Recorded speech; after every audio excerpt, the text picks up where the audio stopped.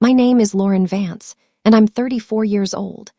3 weeks ago, a commercial loan application landed on my desk with my last name already circled in red by my loan processor.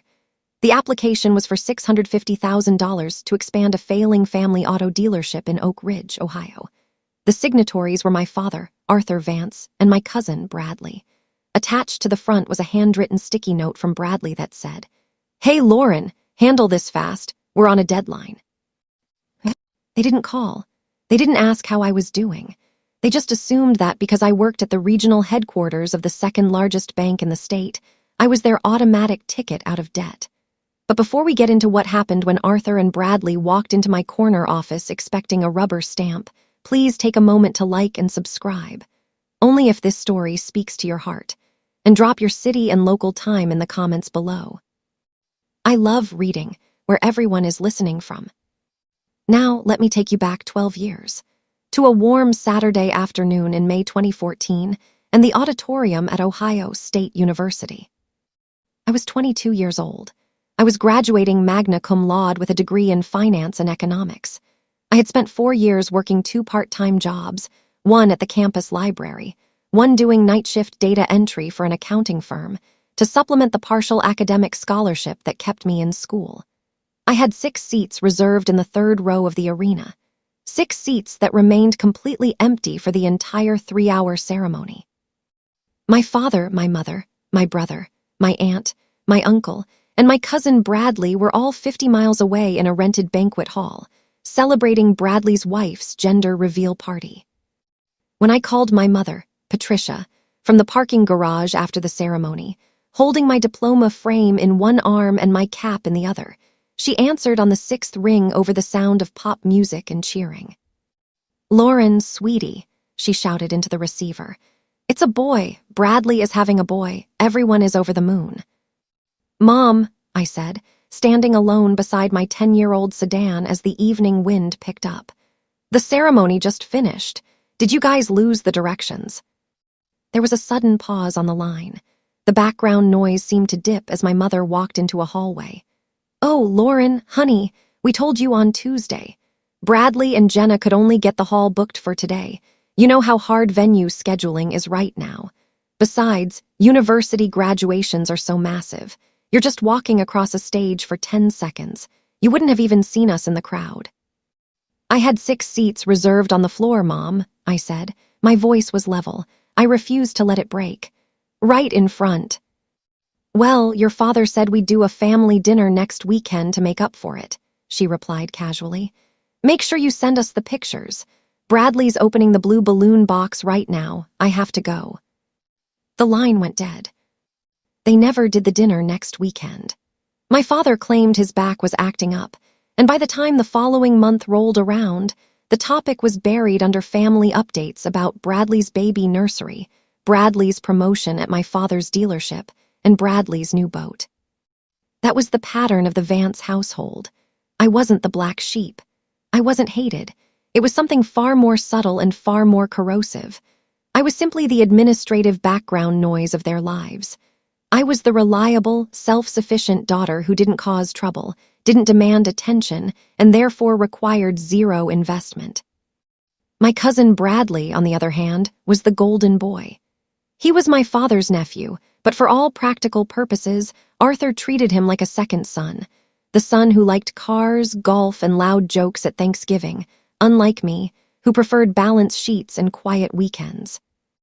When I was 16 and needed $200 for an AP exam fee, my father told me to learn the value of $1 and take extra shifts at the local diner. When Bradley turned 16, my father gave him a refurbished Ford Mustang from the dealership lot with a red bow on the hood.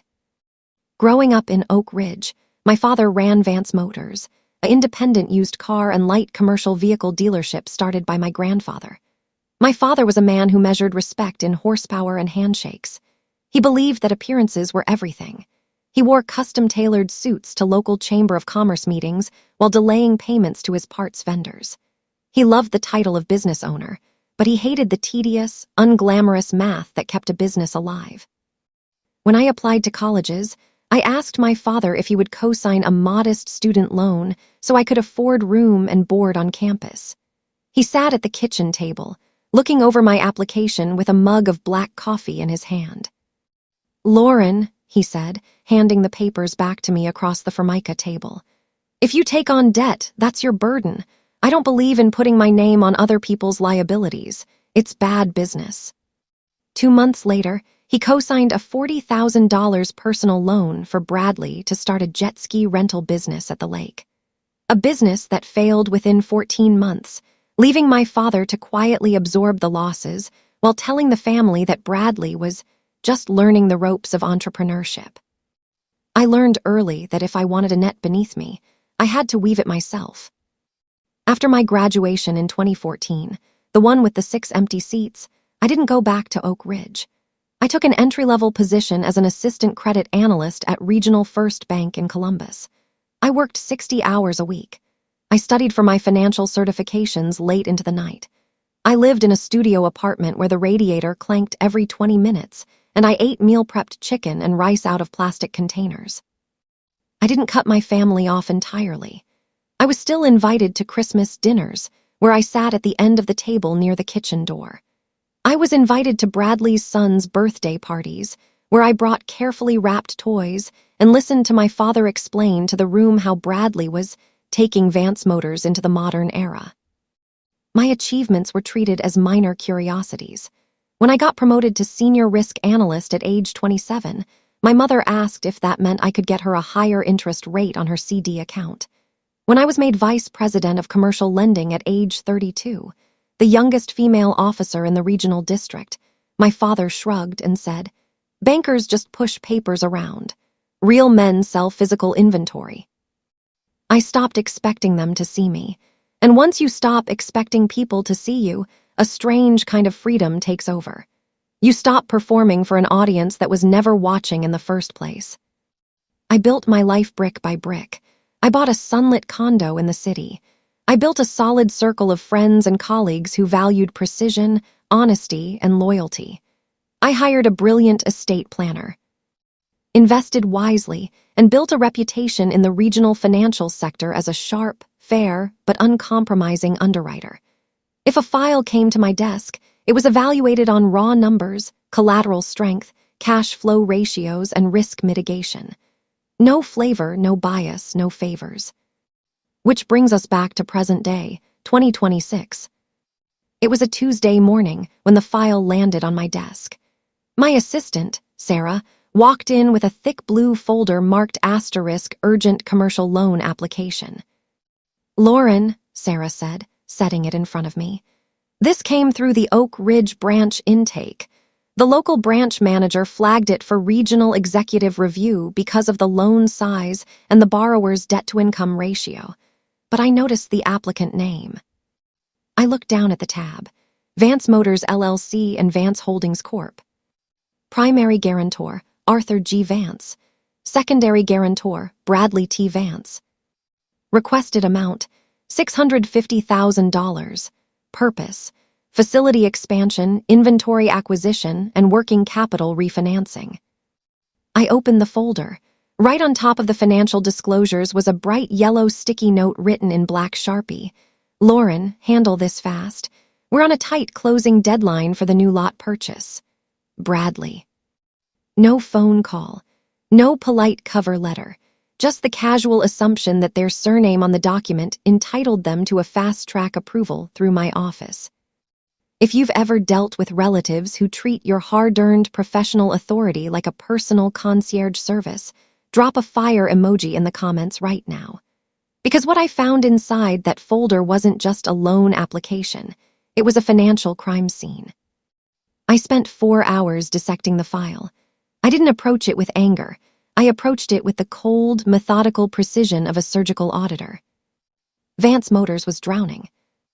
The dealership hadn't turned a genuine operating profit in 4 years. To mask the declining sales of used cars, my father and Bradley had taken out 3 separate short-term merchant cash advances, high-interest, predatory bridge loans, totaling over $210,000. They were paying over 28% interest on those advances, eating up whatever slim cash flow the business generated.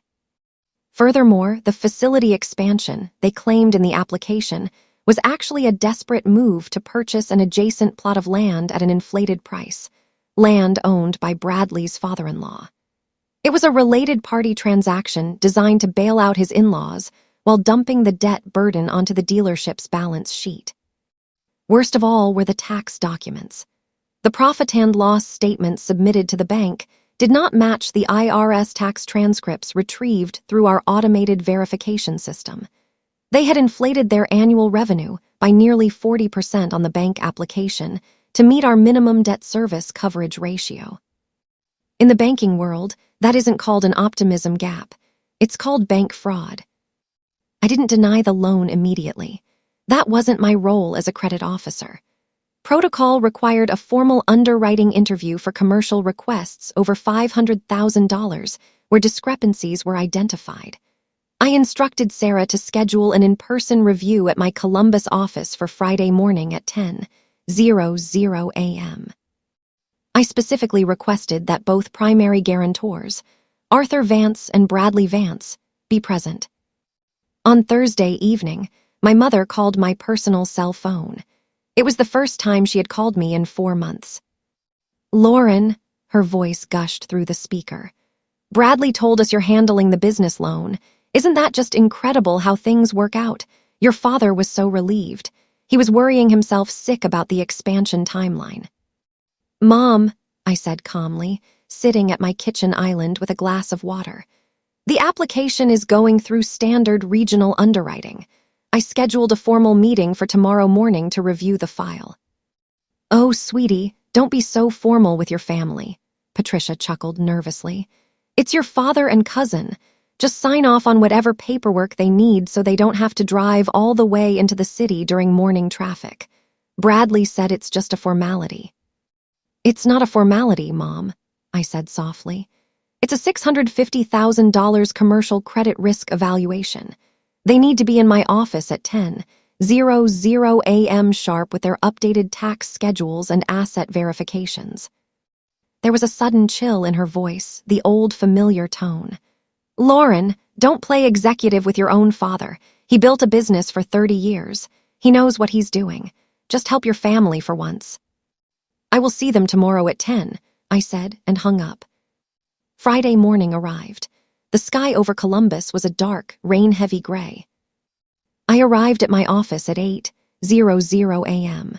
I wore a tailored charcoal gray pantsuit, a crisp white silk blouse, and my mother-of-pearl watch. I reviewed the file one last time, flagging every mathematical inconsistency, every unverified asset, and every false declaration with bright red sticky tabs. At 9:55 a.m., Sarah knocked on my door. "They're here, Lauren. They're in the lobby." "Show them in, Sarah. Thank you." A moment later, the double glass doors of my corner office opened. My father walked in first, followed closely by Bradley. Arthur looked older than I remembered. His hair was completely silver, his suit was slightly loose around his shoulders, but he still carried that familiar, chest-out swagger of a man who believed he owned every room he stepped into. Bradley was wearing a polo shirt with the Vance Motors logo embroidered on the chest, holding a leather binder under his arm and scrolling on his phone. They looked around my office, the floor-to-ceiling windows overlooking the downtown skyline, the mahogany conference table, the framed banking awards on the wall. "Well, well," my father said, stepping toward my desk without waiting for an invitation. "Look at this place.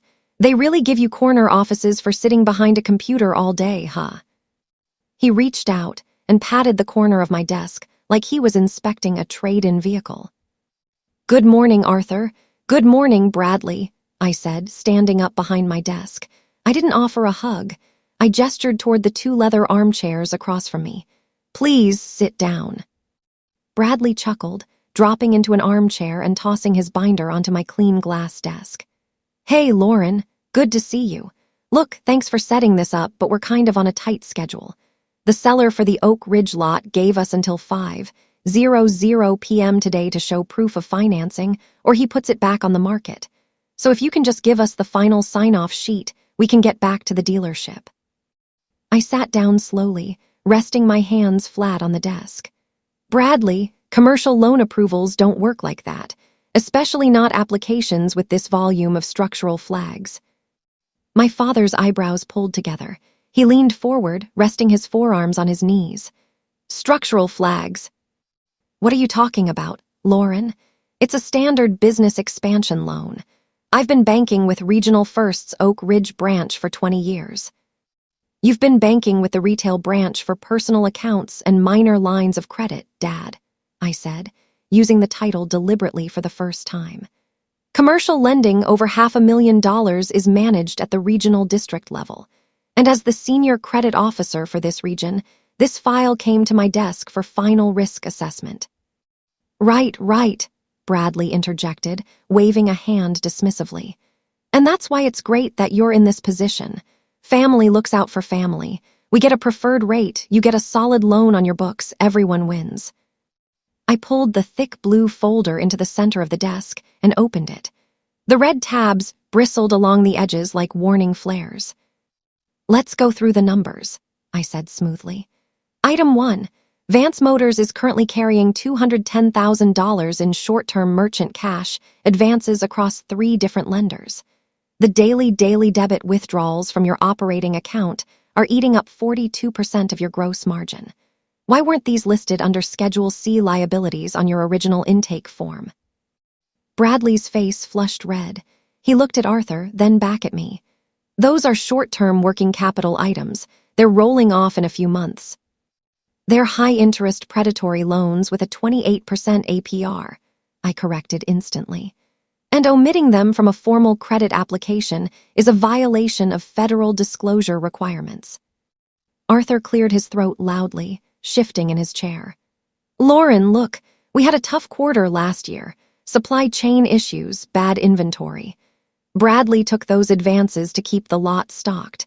That's why we're getting this loan to consolidate the debt and buy the adjacent lot so we can double our inventory capacity. That brings us to item 2, I said, turning a page. The adjacent lot. The purchase agreement lists a sale price of $320,000, but the county tax assessment completed 3 months ago valued that parcel at $115,000. Furthermore, the seller listed on the deed is Miller Properties, LLC, an entity registered to your father-in-law, Bradley. The room went completely quiet. The only sound was the faint hum of the HVAC system and the rain tapping against the glass behind me. Bradley stiffened. My father-in-law is giving us a fair market development rate. Your father-in-law is offloading an overvalued, encumbered piece of land onto your dealership's balance sheet using bank funds, I said, keeping my tone entirely conversational. That is an unarm's-length related party transaction. We do not fund non-arm's-length asset transfers at inflated valuations. Period. My father stood up suddenly. His face was red, his hands clenched into fists at his sides. Now you listen to me, young lady, Arthur barked, his voice echoing off the glass walls. I didn't drive an hour in the rain to be lectured by my own daughter. I am the president of Vance Motors. I built a business in Oak Ridge while you were still in diapers. You are sitting in that fancy chair because I raised you to be smart, and now you're using your little title to interrogate us. I didn't flinch. I didn't lean back. I looked my father dead in the eye, my hands remaining perfectly still on the glass surface. Arthur, I said, my voice dropping an octave, cold and firm. You didn't raise me to be smart. You raised me to be invisible. You didn't pay for my college. You didn't co-sign my $5,000 student loan because you said it was bad business. You didn't show up to my graduation because Bradley was popping a balloon full of blue confetti 50 miles away. Arthur blinked, taken aback by the absolute lack of emotion in my delivery. That was 12 years ago, Bradley snapped, leaning across the desk. Are you seriously holding a grudge over a family party while our business is on the line? I don't hold grudges, Bradley. Grudges are emotional, and emotions have no place in underwriting, I said. I pulled out the final document from the left flap of the folder, the IRS transcript verification. This is item 3. The tax documents you submitted to our Oak Ridge branch showed a net operating income of $185,000 for fiscal year 2024. The official IRS transcript we pulled directly from the federal database shows a net operating loss of $42,000 for that same year.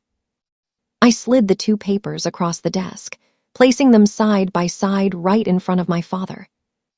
"You altered the financial statements prior to submittal," I stated. "That is not a mistake. That is material misrepresentation on a commercial loan application." Bradley's jaw dropped. All the color drained from Arthur's face. He looked down at the two official papers, then looked up at me. For the first time in my 34 years of life, my father looked at me with genuine, unadulterated fear. "Lauren," Arthur's voice was suddenly barely a whisper. The swagger was gone. The posture collapsed. "Lauren, please, if this loan doesn't go through, the merchant cash advance companies are going to freeze our operating account on Monday. We can't make payroll next week. Vance Motors will go under. You should have thought about your operating solvency before you inflated your revenue figures and attempted to fund a family bailout," I said. "We're your family," Bradley yelled, his voice cracking with desperation. "You're the vice president. You can sign an executive override. You have the authority." "I do have the authority," I said, picking up my black fountain pen from its stand. "I have the authority to evaluate risk and protect this institution from fraudulent credit exposure." I pulled the formal underwriting disposition form to the center of my desk. In the box labeled asterisk decision asterisk, I checked the box marked rejected asterisk. Below that, in the section for reasoning, I wrote in neat, clear script: material misrepresentation of financial disclosures, unviable debt service coverage, unarm's-length related party transaction. I signed my full name at the bottom: Lauren E. Vance, VP of Commercial Risk. I stamped the document with the official red, denied asterisk seal. The thud of the rubber stamp hitting the paper sounded like a gavel falling in a courtroom. I closed the blue folder, picked it up, and held it out across the desk toward my father. "Your application is denied," I said. "Because of the material discrepancies between your tax submittals and your IRS filings, this file will be forwarded to our legal compliance department for standard fraud review. I suggest you retain a defense accountant before Monday morning." Arthur didn't take the file. He just stared at me, his mouth slightly open, his hands shaking at his sides. "You're destroying us," Bradley whispered, staring at the red stamp visible through the transparent cover. "You're destroying your own father." "No, Bradley," I said, setting the folder down on the edge of the desk. "I am simply running a business, and as Arthur told me 12 years ago, putting your name on bad liabilities is just bad business." Neither of them spoke. Arthur turned slowly, his shoulders slouched, looking like a man who had suddenly aged 20 years in 20 minutes. He walked toward the door, his steps heavy and dragging on the carpet. Bradley grabbed the blue folder, glared at me with pure hatred, and followed him out into the lobby. The glass doors closed behind them. I sat in my chair for a long moment. Outside, the rain continued to fall over the Columbus skyline, washing against the high windows in long, clear streams. My chest didn't feel heavy. I didn't feel the urge to cry. I felt a deep, profound, quiet lightness, the feeling of a structure finally holding its own weight after years of carrying something that didn't belong to it. Sarah knocked softly on the door frame. "Lauren, are you okay?" "I'm fine, Sarah," I said, offering her a genuine, warm smile. "Please send the compliance copy of the Vance Motors file down to legal, and then let's get started on the afternoon portfolio review." "Right away, Lauren." My family tried to reach me over the next 48 hours. My mother called 7 times, leaving voice messages that shifted from screaming accusations of betrayal to weeping pleas for me to fix it before your father loses his mind. My brother text messaged me calling me heartless. Aunt Grace sent a long paragraph about how family is supposed to stand together regardless of mistakes. I didn't respond to any of them.